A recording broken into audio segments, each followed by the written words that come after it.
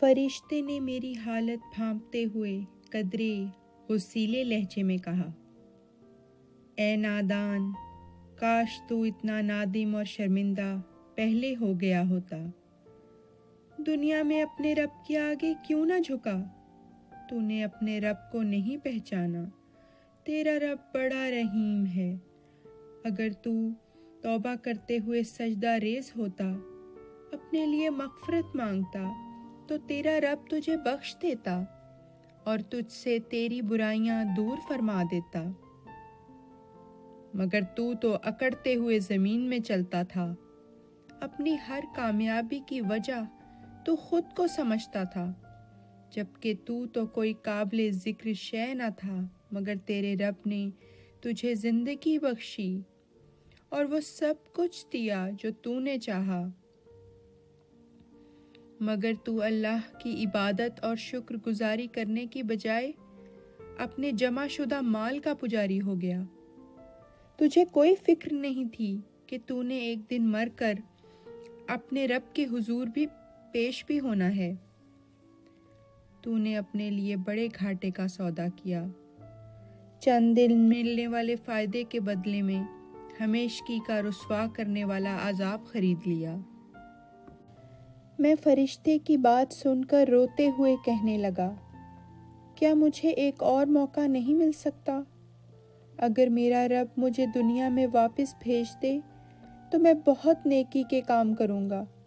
میرا یہ کہنا ہی تھا کہ فرشتہ قرآن مجید میں سورہ المومنون کی آیات نمبر 100 تا 101 تلاوت کرنے لگا۔ بسم اللہ الرحمن الرحیم۔ ترجمہ: یہاں تک کہ جب ان میں سے کسی کو موت آ جاتی ہے تو کہتا ہے، اے میرے رب، مجھے لوٹا دیجیے، شاید کہ میں اچھے کام کروں اس یعنی دنیا میں جسے چھوڑ آیا ہوں۔ ہرگز نہیں، یہ تو محض ایک بات ہے جو وہ کہہ رہا ہے، اور ان کے پیچھے ایک روک حائل رہے گی اس دن تک کہ وہ اٹھائے جائیں گے۔ فرشتہ ایک بار پھر میری طرف متوجہ ہو کر کہنے لگا، اب تو روز قیامت تک تیرے پاس وقت ہی وقت ہے، بیٹھ اور سوچ کہ تو نے کیا کمایا، کیا کھویا اور کیا پایا۔ اللہ تعالیٰ کے نزدیک تو دھتکارا ہوا، ٹھکرایا ہوا کھوٹا سکہ نکلا، کھوٹا سکہ۔ میں اپنی ندامت اور شرمندگی کا بوجھ اٹھائے ایک کونے میں کھڑا تھا۔ اب رونے کا، ہاتھ ملنے کا، سر پیٹنے کا وقت گزر چکا تھا۔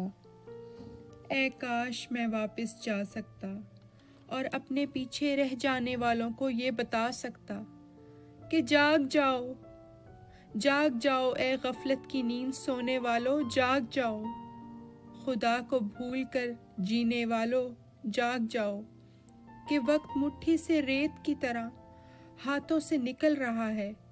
اس سے پہلے کہ موت خدا کی طرف جاتے ہوئے ہر راستے کو ہمیشہ کے لیے بند کر دے، نیکیاں کرنے کی مہلت ختم ہو جائے، جب سب توبہ کے راستے بند ہو جائیں، اس سے پہلے ہی قرآن مجید کے اصل پیغام کو پہچان لو۔